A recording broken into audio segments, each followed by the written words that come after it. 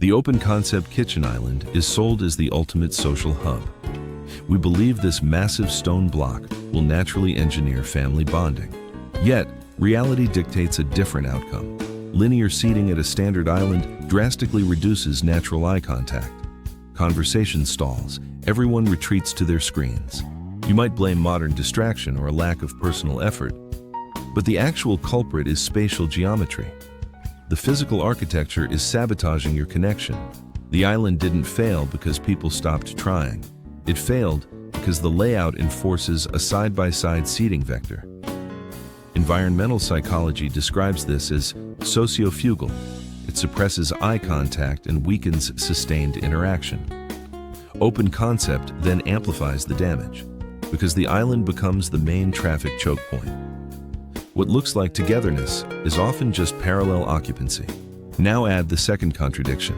Many islands are built with a 42-inch raised barrier to hide visual clutter from the living area. That barrier can reduce cognitive load, which is useful in open layouts, but it also increases the physical boundary line right where social exchange should happen. The result is a clean sightline and a blocked connection channel. Let us examine the structural parameters. Environmental psychology categorizes linear seating as a sociofugal space. This specific geometry actively repels sustained social interaction. Subjects are forced into a parallel orientation. Natural eye contact requires uncomfortable physical rotation. Furthermore, standard 42-inch raised barriers introduce a vertical obstruction. They successfully hide visual clutter to reduce cognitive fatigue. However, this creates a literal wall within the social radius. To restore behavioral flow, we must alter the spatial mathematics. Interior architecture provides a mechanical blueprint for this. The solution requires curved geometry and variable surface heights.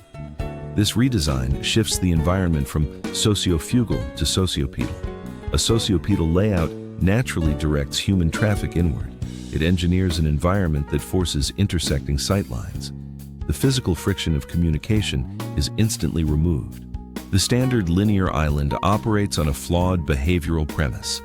It assumes proximity automatically generates social cohesion. In reality, this sociofugal layout actively suppresses human connection. Contrast this with a sociopedal environment utilizing curved geometry. A curved radius physically forces intersecting sightlines. It eliminates the spatial friction of side-by-side seating.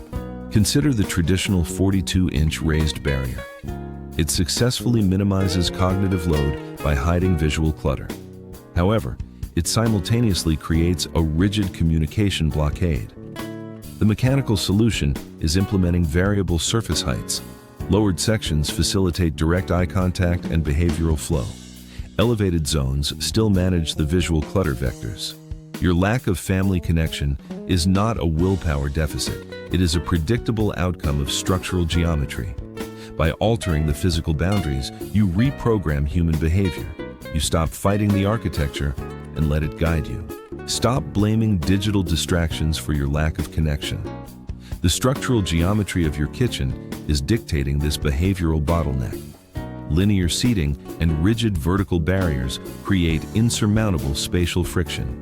To reclaim your space, you must redesign the physical blueprint, implement curved perimeters and variable surface heights, force intersecting sightlines to engineer a sociopedal flow. Do not rely on willpower to foster interaction. Build a mechanical system that makes connection inevitable.